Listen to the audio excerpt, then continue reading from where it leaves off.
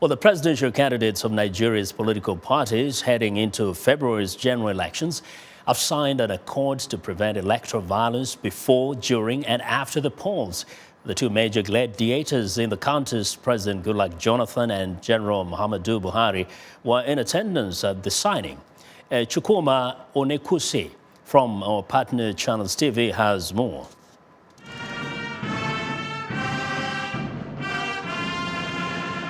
It was an event that brought together all the presidential candidates, including the two major gladiators in the February presidential elections, President Goodluck Jonathan and General Muhammadu Buhari. They had to put off the campaigns to sign this accord to abide by the rules and shun violence in all its ramifications. Dr. Kofi Annan is still in the country. He joins other speakers to remind the presidential candidates of their responsibilities, which includes how to fix Nigeria's problems and not inflammatory statements. I know that you have the power in this room to influence what candidates and supporters do and say in the weeks ahead. I hope you will use that power to focus attention on your party's policies, not the personalities. Let us talk about how to fix Nigeria's problems. The country's unity in diversity must not be undermined by campaigns that seek to exploit either of our two major national fault lines, ethnicity and religion.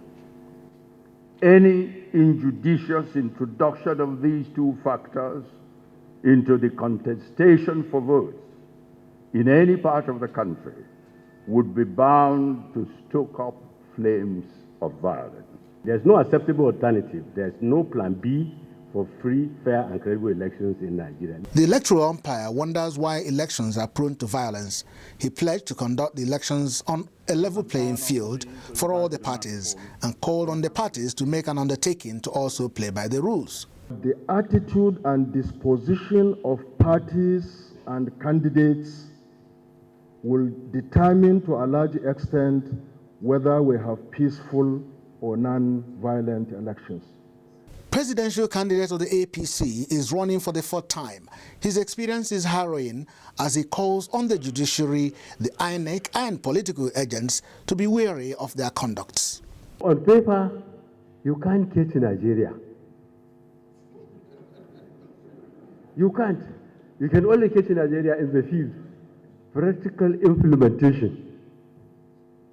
Go to any ministry, go to any first data, you will get administrative instruction, how the human beings, the workers, Nigeria should be managed from floor cleaning one to the permanent secretary and to the minister when he eventually gets there. The audience had an opportunity to know how serious the other presidential candidates are. We must redeem our political culture. We must redeem our image.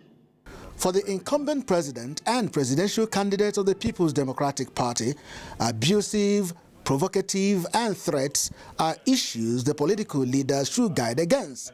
He also calls on INEC to be transparent. He questioned the character of some politicians and the need for a review of the winner-takes-it-all syndrome in Nigerian politics. Nigerians will agree with me. Since I became a president, I've conducted a number of governorship elections, senatorial elections, and others. They are not perfect elections, but they have been reasonably fair. And that's why I say that even the opposition parties should commend me for that. And we promise that we will do more, because I believe that when we conduct our elections must be credible, not just by our own thinking, but everybody must believe that elections are credible. The signing of the accord was supervised by none other than Chief Emeka Anyoko, an accord Nigerians say all of them must abide by. The presidential candidates get back to the field to continue with their campaigns. The next time they will meet perhaps will be in the ballot box come February 14. For now, they live here with a food for thought that Nigeria cannot afford to make the mistakes of the past. Chukwuma Onuekwusi, Channels Television News.